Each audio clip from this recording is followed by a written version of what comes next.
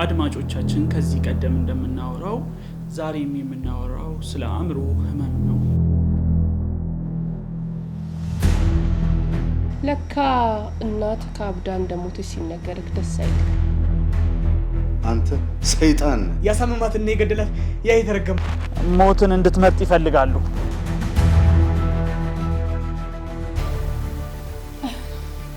ይህን ማመን አልችልም። እገልሃለሁ። ከድርጅቱ ውጭ ወርቅም ዘነበለት እንዴ? የደረስሽበት ነገር አለ? ባዶ እጁን ካላስቀረት እኔ ደበብ አይደለሁም።